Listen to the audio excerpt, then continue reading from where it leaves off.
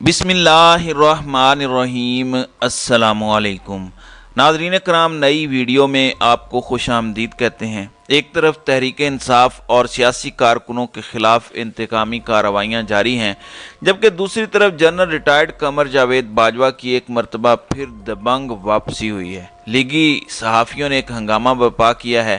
G H Q سے آج بڑا پیغام دیا گیا ہے، اس کی تفصیلات بھی آپ کے سامنے رکھنی ہے۔ آج 25 مئی ہے۔ پچھلے سال یعنی 25 مئی 2022 کو کیا ہوا جس کے اثرات آج بھی پاکستان کی ریاست میں موجود ہیں، اس پر بھی ہم بات کریں گے۔ جبکہ ایک نئی جماعت آج وجود پذیر ہوئی ہے جس کا نام پاکستان تحریک انصاف حقیقی رکھا گیا ہے۔ اس کا چیئرمین کون ہے اور الیکٹرانک میڈیا خاص طور پر جیو نیوز نے اس سارے معاملے کو کس طرح بڑا بنا کر پیش کیا، میں اسی سے اپنی ویڈیو کا آغاز کروں گا۔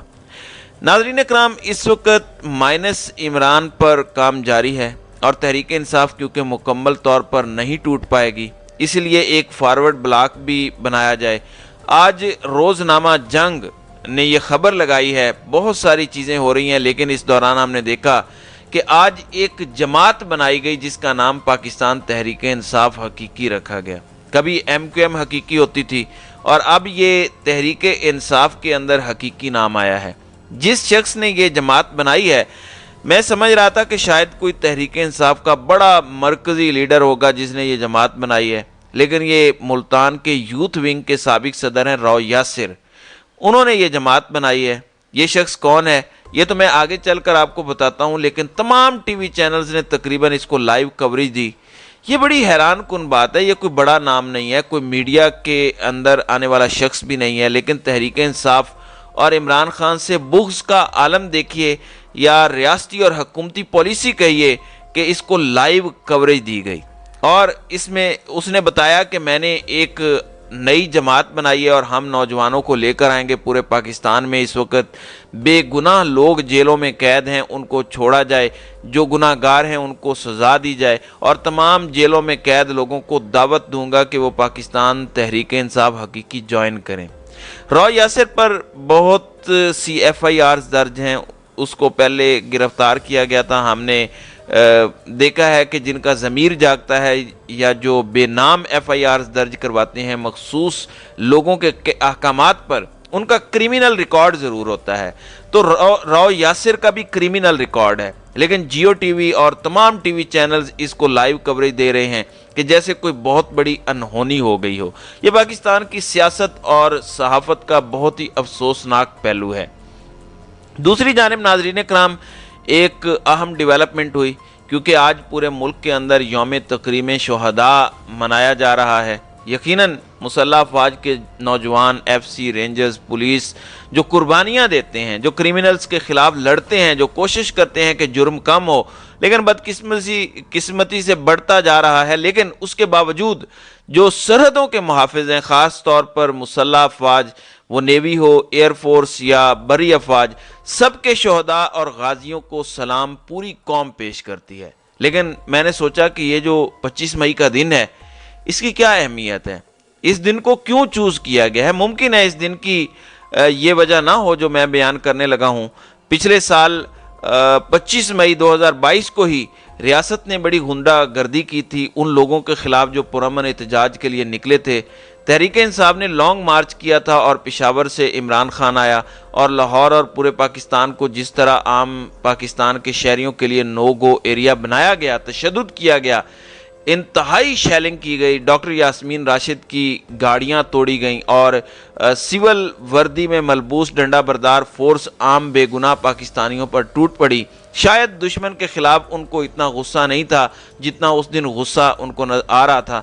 تو وہ دن در حقیقت پاکستان کے اندر جمہوریت کی خودکشی اور قتل کا دن تھا۔ کاش 25 مئی کو جمہوریت کی خودکشی یا قتل یا حملے کا دن بھی منایا جاتا، جہاں پر پرامن شہریوں کو طاقت کے بل بوتے پر روند دیا گیا۔ پھر ہم نے دیکھا کہ پنڈی کے اندر جب رینجرز نے شیلنگ کی تو اس پر تحریک انصاف اور عام پاکستانیوں کے دلوں کے اندر جو ہماری افواج کی لیڈرشپ ہے، ان کے لیے غصہ پیدا ہوا۔ تحریک انصاف نے اس کو یوم سیاہ کے طور پر منانا تھا، اس کے لیے ٹویٹس بھی کی گئیں جو ظلم اور بربریت کی گئی، لیکن اس دن کو یوم شہداء کی تقریب ڈکلیئر کیا گیا۔ GHQ راولپنڈی میں مرکزی تقریب ہوئی، پھر ریڈیو سٹیشن پشاور کی املاک کو جو نقصان پہنچا تھا وہاں پر شہباز شریف پہنچے، پھر فوجی قیادت اور بری بحری فضائی افواج کی مختلف جگہ پر یہ تقریبات منعقد ہوئیں۔ ظاہر ہے شہداء کو تو ہمیشہ سلام ہے، غازیوں کو بھی سلام ہے، لیکن تحریک انصاف کے حلقے یہ سمجھتے ہیں کہ شہداء کی آڑ میں ایک کمپین لانچ کر دی گئی ہے کہ عمران خان اور تحریک انصاف ایک طرف ہیں اور فوج ایک طرف ہے، جبکہ یہ کوئی جنگ نہیں ہے، کوئی مخالفت نہیں ہے، کبھی کسی نے عام فوجی پر تنقید نہیں کی۔ دراصل اسٹیبلشمنٹ کے سیاسی رول پر تنقید کی جاتی ہے۔ اس وقت PDM کو اسٹیبلشمنٹ کا پروجیکٹ سمجھا جاتا ہے، اس لیے انہیں تنقید کا نشانہ بنایا جاتا ہے۔ اب اس کی آڑ میں اگر اسٹیبلشمنٹ اپنے آپ کو کلین چٹ دینا چاہتی ہے تو یہ خام خیالی ہے۔ عوام پاگل نہیں ہے، ان کو پتہ ہے کہ اس وقت زرداری اور شریف مافیا نے جو اس ملک پر قبضہ کیا ہوا ہے ان کا قبضہ کس نے قائم رکھا ہوا ہے۔ لیکن دوسری طرف GHQ کے اندر یہ تقریب ہوئی، اس میں بہت سارے علماء کرام، اساتذہ، طلباء اور شہداء کے وارثین بھی شریک ہوئے، لیکن اس کے اندر جنرل باجوہ سابق آرمی چیف بھی تشریف لائے۔ ان کو موجودہ army chief general Asim Munir نے اپنے ساتھ کرسی پر بٹھایا، اور یہ ایک بڑا انوکھا واقعہ تھا۔ اب بہت سے صحافی بتا چکے ہیں کہ جنرل باجوہ کے خلاف بھی ایکشن ہوگا، فیض حمید کے خلاف بھی ایکشن ہوگا، تو آج فوجی جرنیلوں نے بتایا کہ ہم سارے ایک پیج پہ ہیں اور ہم ہمیشہ ایک پیج پر ہی رہتے ہیں۔ سیاستدان آپس میں لڑتے ہیں اور لڑتے رہیں، مذاکرات نہیں کرتے نہ کریں، معاملات چلاتے رہیں۔ اب اس پر مختلف لوگوں نے تبصرہ کیا۔ مرتضیٰ سید جو جیو نیوز کے اینکر پرسن ہیں، ان کا کہنا ہے کہ جنرل باجوہ کو ساتھ بٹھا کر آرمی چیف نے بڑا کلیئر میسج دیا۔ تمام لیگی صحافیوں نے آج اس پر کامنٹ کیا۔ پھر مطیع اللہ جان جو مریم نواز کے بڑے چہیتے ہیں، وہ کہتے ہیں کہ قوم کا حافظہ اتنا کمزور نہیں ہو سکتا، اس ملک کے سب سے بڑے مجرم کو یوں ساتھ بٹھانے کی کوئی مجبوری ہو سکتی ہے۔ اب یہ بات بڑی اہم ہے۔ اب اگر سابق آرمی چیف زبردستی شہداء کی تقریب میں آنا چاہیں تو انہیں روکنا بھی شاید مناسب نہیں۔ عاصمہ شیرازی کا کہنا تھا کہ یہ بری روایت ہے۔ پھر حامد میر نے کہا کہ اس تصویر میں سیاستدانوں کے لیے ایک سبق ہے، وہ یہ کہ 2018 کے پروجیکٹ عمران خان کا ماسٹر مائنڈ جنرل باجوہ تھا۔ اس پروجیکٹ کا نتیجہ 9 مئی 2023 کو سامنے آیا، اور اس پروجیکٹ کی عمارت کو زمین بوس کرنے والے جنرل عاصم منیر نے آج باجوہ کو اپنے ساتھ بٹھا لیا، لیکن عمران خان اور شہباز شریف آج بھی ایک ساتھ بیٹھنے کو تیار نہیں ہے۔ یہ بڑا اہم میسج ہے۔ لیکن حامد میر کا مسئلہ یہ ہے کہ وہ ہمیشہ خیانت کا مظاہرہ کرتے ہیں۔ انہوں نے اب پروجیکٹ عمران کا تو ذکر کیا، لیکن پروجیکٹ PDM کا ذکر نہیں کیا۔ یہ جو موجودہ رجیم مسلط ہے، اس کو بھی باقاعدہ طاقتور حلقے چلا رہے ہیں۔